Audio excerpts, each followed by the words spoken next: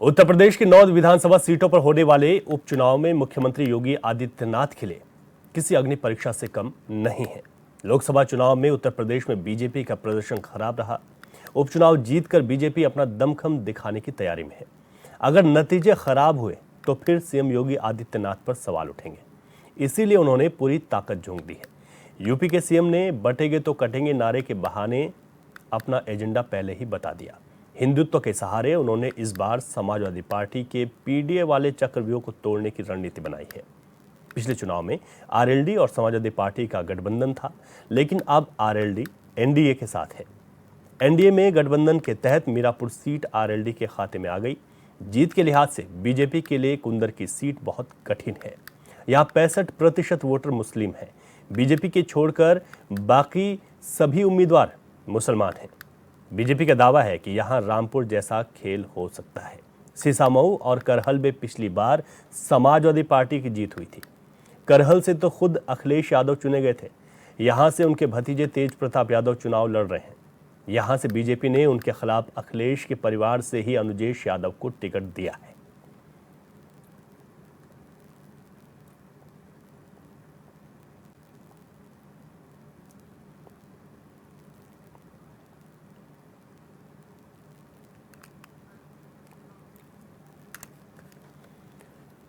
तो इस वक्त जो उपचुनाव उत्तर प्रदेश में होना है, समाजवादी पार्टी और भाजपा दोनों ने पूरी तैयारी की हुई है।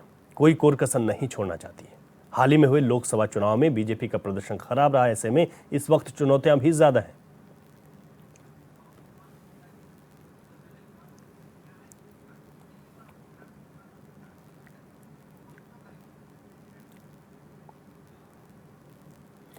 कानपुर सीट पर हम अपने संवाददाता से भी जानेंगे कि किस तरीके के समीकरण बन रहे हैं, लेकिन उससे पहले ग्राफिक्स के माध्यम से आपको बताते हैं कि इस सीट के समीकरण क्या हैं।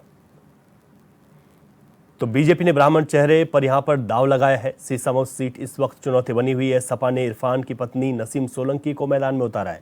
तो ऐसे में यहां पर मुकाबला और दिलचस्प हो गया। 2012 में परिसीमन के तहत सीसामऊ विधानसभा क्षेत्र बना था, यानी कि 2012 में ये सीट अपने अस्तित्व में आई थी। इरफान सोलंकी का इस सीट पर खासा दबदबा रहा। लेकिन इस वक्त समीकरण बेहद दिलचस्प है।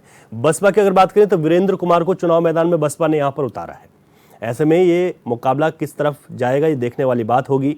इरफान सोलंकी की सदस्यता जाने से ये उपचुनाव यहां पर हो रहा है। सीसामऊ सीट की हम बात कर रहे हैं। बीजेपी ने ब्राह्मण चेहरे पर यहां पर दांव लगाया है। सपा ने इरफान की पत्नी को यहां पर चुनावी मैदान में उतारा है। सीसामऊ विधानसभा क्षेत्र में सबसे अधिक मुस्लिम मतदाता हैं, जिनकी संख्या करीब 65% बताई जाती है। ऐसे में दूसरे नंबर पर अगर बात करें तो ब्राह्मण वोटर्स हैं यहाँ पर। इसके अलावा अन्य जातियों और वर्ग के भी मतदाता इस सीट पर शामिल हैं। 2012 में सीसामऊ सीट अपने अस्तित्व में आई और इस वक्त का जो उपचुनाव है वो बेहद दिलचस्प और खास बना हुआ है और दोनों ही पार्टियों के लिए, खासतौर पर सपा और भाजपा के लिए ये चुनौती बनी हुई है। लेकिन सीसामऊ सीट पर जो जातीय समीकरण है वो हम आपको बता रहे हैं कि किस तरीके के समीकरण यहाँ पर बनते हुए दिखाई दे रहे हैं।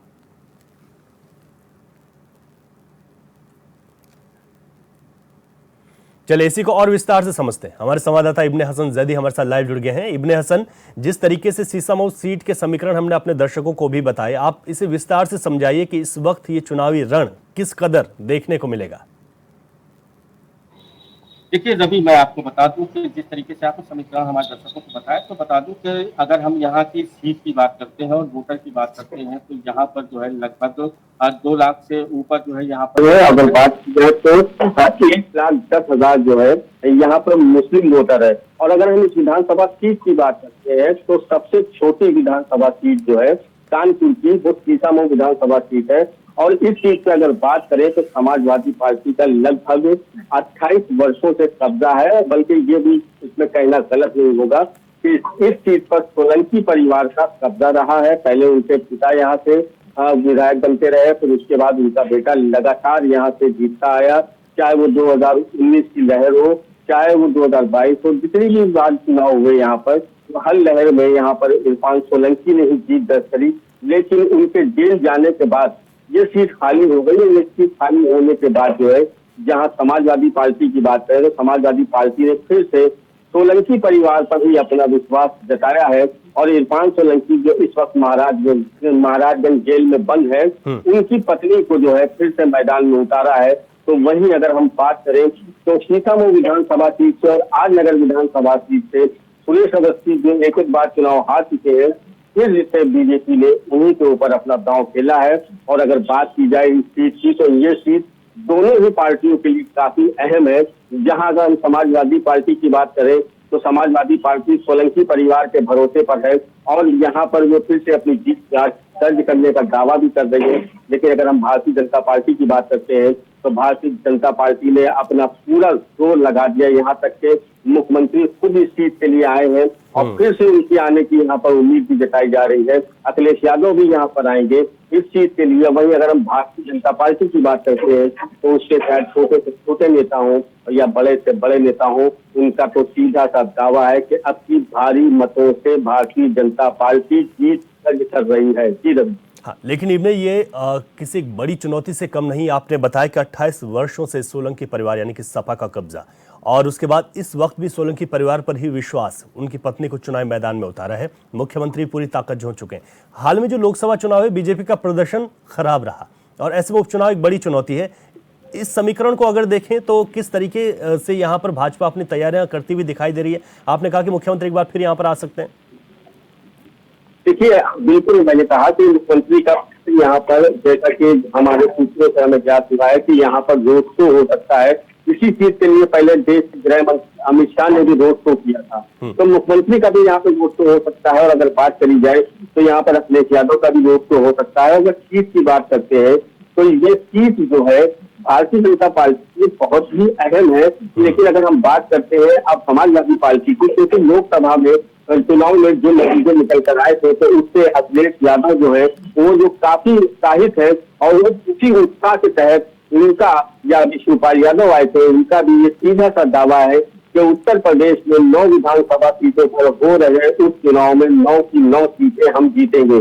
जबकि अगर बात की जाए तो दोनों ही पार्टियों की साख जो है वो दांव पे लगी हुई है। तो फिर जहां एक तरफ सूबे के मुख्यमंत्री योगी आदित्यनाथ जी के लिए इन सीटों को जीतना बहुत जरूरी है, वहीं समाजवादी पार्टी भी इन सीटों को जीतने का दमखम पूरा लगा रही है और वो भी चाहती है। क्योंकि अगर इसको देखा जाए तो ये आगे के चुनाव के लिए जो है इसको जो है फिर से ट्रायल माना जा रहा है कि इन लोकसभा विधानसभा की सीटें जो है जो जीतेगा तो आगे आने वाले विधानसभा चुनाव में उसको इसका बहुत बड़ा फायदा मिलेगा। तो ये सब देखते हुए जो है ये दोनों पार्टियां जो है अपना दमखम लगाई है। जहां मुख्यमंत्री जो है उन्होंने अपने सारे मंत्रियों को यहाँ पर लगा दिया है, सारे बूथ स्तर के यहाँ पे कार्यकर्ता हो चाहे जिला अध्यक्ष हो और जितने लोग हैं यहाँ के चाहे लोकल विधायक हो, सभी लोग इस चीज के लिए दम भर रहे हैं। लेकिन अगर इसमें थोड़ा सा रवि एक चीज और समझने वाली बात है कि सुरेश अवस्थी का टिकट होने से पहले यहाँ पर राकेश सोनकर जिस चीज पे ये सीतामऊ विधानसभा सीट पर एक बार उन्होंने जीत दर्ज करी थी, तो उन्होंने अपना नामांकन भी कराने पहुंच गए थे, उनका भी नाम आ रहा था। लेकिन उनका यहाँ से टिकट नहीं होता है, टिकट फाइनल होता है सुरेश अवस्थी का। और यहाँ पे अगर हम दलित वोटर की बात करते हैं, लगभग 40 से 50 हजार के आसपास दलित वोटर है। तो ये वोटर भी बहुत बड़ा जो है ये जीत में जो है जिसकी तरफ भी जाएगा उसके लिए बहुत बड़ा बेनिफिट होगा ये अगर ये कहा जाता है। और इन वोटरों को साधने की भी दोनों ही पार्टियां कोशिश कर रही हैं। जहां कल अगर हम बात करें समाजवादी पार्टी की तो समाजवादी पार्टी के शिवपाल ने आए थे यहाँ पे, शिवपाल यादव ने जाके दलित बस्तियों में अपने वहां पर जाके चौपाले करी। वहीं अगर हम बात करें तो उनके साथ नसीम सोलंकी भी थी आइराना में जहां पर वो अपनी बात करते करते रो पड़ी और रोने के बाद उन्होंने कहा कि बहुत हो गया, अब विधायक जी को आप निकाल लिए और रोने लगी और रोते हुए उन्होंने अल्लाह का वास्ता दे के लोगों को वोट करने की अपील करी। तो वहीं अगर हम परसों की बात करते हैं तो परसों भारतीय जनता पार्टी के प्रदेश अध्यक्ष भी आए, उन्होंने इन्हीं दलित इलाकों में जाके उन्होंने भी अपने विधायकों के साथ बैठ के चौपाले करी है। दलित वोटरों को भी साधने का जो है काम चल रहा है और अल्पसंख्यक वोटरों को भी साधने का काम चल रहा है। लेकिन अगर हम जीत की बात करते हैं तो भारतीय जनता पार्टी तो पूरी तरीके से आश्वस्त है। और वहीं अगर हम समाजवादी पार्टी की बात करते हैं या इनके जो प्रदेश स्तर के प्रवक्ता है सुनील साजन, तो सुनील साजन की बात करते हैं या इनके विधायक अमिताभ वाजपेयी की बात करते हैं तो इन लोगों का खुला आरोप है साफ तौर से ये लोग आरोप लगा रहे हैं कि हमारी लड़ाई जो है वो भारतीय जनता पार्टी से नहीं है, हमारी लड़ाई जो है वो आरएसएस से नहीं है, हमारी लड़ाई एक इंस्पेक्टर से है, पुलिस से है, नगर निगम से है, केसा से है, केडीए से है। इनका ये साफ तौर से आरोप है, ये लोग आरोप लगा रहे हैं। जैसा कि अभी देखने में भी आया कि जिस तरीके से अभी विधायक वहां धरने पे बैठ गए, उनका कहना था कि बगैर किसी कारण से हमारे कार्यकर्ता को उठा लाए और लाके बंद कर दिया। तो इस तरीके के तमाम जो है आरोप का सिलसिला चल रहा है। जहां आपको याद होगा कि नसीम सोलंकी जो थी वो मंदिर, शिव मंदिर चली जाती है, शिव मंदिर जाके वहां जल चढ़ाती है, जल चढ़ाने के बाद दिया चढ़ाती है, तो उसके बाद भी लेके बयानों का दौर जो था वो बहुत तेज हो गया था और यहाँ तक के मंदिर को जो है शुद्धिकरण भी किया गया था हरिद्वार से जल लाकर। तो जब ये सब चलने लगा तो उसके बाद अगर वहीं नसीम सोलंकी की बात करें तो नसीम सोलंकी और मुखर हो गई थी और उनका कहना था कि मैं फिर मंदिर जाऊंगी और चर्च भी जाऊंगी, गुरुद्वारा भी जाऊंगी, मस्जिद भी जाऊंगी और मैं जिस मंदिर में गई थी इस मंदिर की छत जो है वो हमारे पति ने डलवाई थी। और वही भारतीय जनता पार्टी ने उनके ऊपर यह भी आरोप लगाया कि अगर उनको मंदिरों की इतनी ही चिंता है तो सीतामऊ विधानसभा क्षेत्र में आने वाले मंदिरों का जीर्णोद्धार क्यों नहीं किया गया, सौंदर्यीकरण क्यों नहीं किया गया। तो वही पलटवार करते हुए नसीम सोलंकी ने कहा कि अभी मैं कुछ नहीं हूँ, अगर मैं जीतती हूँ तो मैं सारे मंदिरों का जीर्णोद्धार कराऊंगी जैसे हमारे पति करते थे। जी रवि। ठीक है, इब्न हसन जैदी, आपने विस्तार से बताया कि किस तरीके से सीसामऊ सीट पर ये समीकरण यहाँ पर बन रहे हैं। आप बने रहेगा हमारे साथ और हम ग्राफिक्स के माध्यम से एक और सीट की भी आपको जानकारी दे देते हैं कि किस तरीके से यहाँ पर समीकरण बन रहे हैं। जिस तरीके से हमने सीसामऊ सीट आपको बताई उसी तरीके से अगर हम बात करें कुंदर की सीट की तो यहाँ पर किस तरीके के समीकरण है आपको बता देते हैं।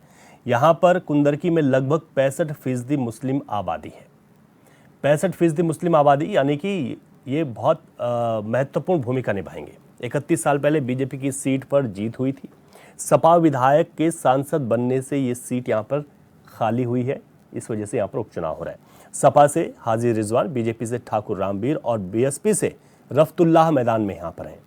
आज़ाद समाज पार्टी ने भी यहाँ पर अपनी जो किस्मत है वो आजमा रहे हैं कि किस तरीके से यहाँ पर, और कुल अगर उसकी आबादी की बात करें यहाँ पर अगर वोटर्स की बात करें तो 3,83,000 वोटर्स हैं। मुस्लिम वोटर्स की संख्या यहाँ पर 2,45,000 है। तो हिंदू वोटर्स की संख्या तकरीबन 1,38,500 के करीब है। कुंदर की सीट की बात हम कर रहे हैं। 2,45,000 मुस्लिम वोटर्स इस सीट पर हैं, यानी कि मुस्लिम वोटर्स का जो दबदबा है वो ज़्यादा है। अकेले तुर्क वोटर लगभग 70,000 है। तो ऐसे में इस सीट के समीकरण भी बेहद दिलचस्प होने वाले हैं कि किस तरीके से यहाँ पर ये समीकरण बन रहे हैं। चलिए और विस्तार से समझते हैं। हमारे संवाददाता खिजर अंसारी हमारे साथ लाइव जुड़ गए हैं। खिजर, जिस तरीके से कुंदर की सीट की अगर बात करें और यहाँ के जो समीकरण हैं, किस तरीके की यहाँ पर तैयारियां हैं, पार्टियों के क्या क्या दावे हैं और कैसा ये चुनाव आगे बढ़ता हुआ आप देख रहे हैं यहाँ पर? जी बिल्कुल रवि, मैं आपको बता दूं चुनावी माहौल है, लगातार पार्टियां जो है अपनी दमखम दिखाते हुए नजर आ रही हैं। आपको बता दें कुंदर की सीट पर जो है लगभग 14 जो है वो प्रत्याशी हैं। आपको बता दें लगातार जो 2 प्रत्याशी हाजी रिजवान है समाजवादी पार्टी से और भाजपा से रामवीर है, इन दोनों की फाइट मारी जा रही है। सीट पर लगभग 2 लाख से अधिक जो है मुस्लिम वोटर्स हैं और 1 लाख से अधिक जो है वो हिंदू वोटर्स हैं। और आपको बता दें क्योंकि जो समाजवादी पार्टी के प्रत्याशी हैं हाजी रिजवान वो तुर्क से आते हैं, तो जो लगभग 3 लाख मुस्लिम वोटर्स हैं, लगभग उनके 1.5 लाख वोटर्स हैं वो तुर्क समुदाय से आते हैं। और अगर बात की जाए हिंदू वोटर्स की तो लगातार जो ठाकुर रामवीर सिंह है वो भी ठाकुर है, क्योंकि जो हिंदू वोटर्स हैं वो भी ठाकुर लगभग जो वोटर्स हैं वो उनके प्राथमिकता लगातार जो है पार्टियां जो है अपनी अपनी बातें कह रही हैं। आज जैसे कि समाजवादी पार्टी का अध्यक्ष अखिलेश यादव वो आज मुरादाबाद में है, जनसभा उन्होंने हाजी रिजवान की ने की और मंच से बोला कि जो हमारे मुख्यमंत्री योगी आदित्यनाथ है लगातार हम लोगों को गुंडा बता रहे हैं, माफिया बता रहे हैं। लगातार बोले उन्होंने कहा कि जो हमारे प्रत्याशी हाजी रिजवान पिछले लगातार जो है इस सीट पर उनका कब्जा रहा है, वो उन्होंने कहा कि इस बार भी हमने हाजी रिजवान पर अपना दाव फैला है। लगातार उनके लिए वोट मांगने की अपील कर रहे हैं, उनके लिए कह रहे हैं कि इन लोगों को वोट दिया जाए। तो खिजर, अगर यहाँ पर बात की जाए तो किस तरीके के मुद्दे सबसे ज्यादा हावी होते हुए इस उपचुनाव में कुंदर की सीट पर दिखाई दे रहे हैं, मुद्दों की अगर बात करें तो? जी बिल्कुल, आपको बता दें क्योंकि लगातार जो है कुंदरकी में एक जो ब्रिज है उसका लगातार रणवीर सिंह है या हाजी रिजवान है, लगातार इस पुल को बनवाने की अपनी अपनी बात करते रहे, क्योंकि लगभग 30 साल पहले जो भारतीय जनता पार्टी का सीट पर कब्जा रहा था, 30 साल से इसके बाद से लगातार जो है समाजवादी पार्टी का सीट पर कब्जा रहा है और वर्चस्व रहा है। इस बार भी जो रिजवान है लगातार इस पुल को जो है वो मुद्दा बनाए हुए हैं, मगर जो ठाकुर रणवीर सिंह है उन्होंने जब अभी मुख्यमंत्री पिछले दिनों में आए थे उनसे मंच से बोला कि मुझे सिर्फ 2.5 साल का मौका दूं, मगर एक बार मुझे मौका मिलेगा, अगर 2.5 साल में वो मैं पुल ना बनवा पाऊं या मैं जनता की सेवा ना कर पाऊं तो मेरे मन से इतनी बड़ी बात कही कि मेरी कार पलट देना। मोहम्मद खिजर, अगर एक बात की जाए तो यहाँ पर जो चुनाव की तैयारियां हैं भाजपा और सपा के खास तौर पर, कौन कौन से लोग यहाँ पर अभी तक स्टार प्रचारक के तौर पर आए हैं, किस तरीके से चुनावी प्रचार यहाँ पर चल रहा है, और बसपा की भी अगर बात करें तो उनके प्रत्याशी भी चुनाव मैदान में है, तो उनकी क्या तैयारियां देखने को मिल रही हैं? जी बिल्कुल, मैं आपको बताऊं समाजवादी पार्टी का राष्ट्रीय अध्यक्ष उनका आज दौरा रहा, उन्होंने लगातार जो हाजी रिजवान है उनके लिए जनसंपर्क करा और उनके लिए वोट की अपील करी। और इससे पहले जो क्या बोलते हैं इससे पहले जो है समाजवादी भारतीय जनता पार्टी के मुख्यमंत्री योगी आदित्यनाथ है, उन्होंने भी ठाकुर रणवीर के लिए जनसंपर्क करा और वोट की अपील करी। प्रदेश अध्यक्ष जो है भूपेंद्र चौधरी को मुरादाबाद से आते हैं, जाट समुदाय में अपने जो है वर्चस्व रहता है, जो प्रदेश अध्यक्ष भूपेंद्र चौधरी लगातार जो ठाकुर रणवीर से जी के लिए वोटों की अपील कर रहे हैं। इससे पहले भी जो पीडब्ल्यूडी के जितिन प्रसाद है उन्होंने भी आके इनसे शफाली दी है, जिला पंचायत सदस्य वो भी लगातार जो ठाकुर रणवीर के लिए प्रचार कर रहे हैं। आपको बता दें इस सीट पर मुकाबला जो है वो दिलचस्प होने वाला है, क्योंकि बसपा ने भी अपना प्रत्याशी उतारा रफतुल्ला खां, क्योंकि रफतुल्ला खां भी जो है ट्रक राजनीति से आते हैं, उनका भी ये कहना है कि एक बार मुझे मौका दिया जाए जो काम हाजी रिजवान 30 सालों में नहीं कर पाया, क्योंकि लगातार जो हाजी रिजवान का सीट पर कब्जा रहा है और बीच में टिकट जो दिया और रहमान को टिकट दिया गया था, जिसके बाद जो सीटें जो हाजी रिजवान है उनको हटाया गया था। इसके बाद जो रफीकुल्लाह खान है वो उनका कहना है जो बसपा के प्रत्याशी कि मुझे एक बार मौका दिया जाए, मैं जीत करके जो मुद्दे हैं वो उठाऊंगा। और ठीक है मोहम्मद खिजर अंसारी, आपने बताया कि इस तरह के समीकरण बन रहे हैं।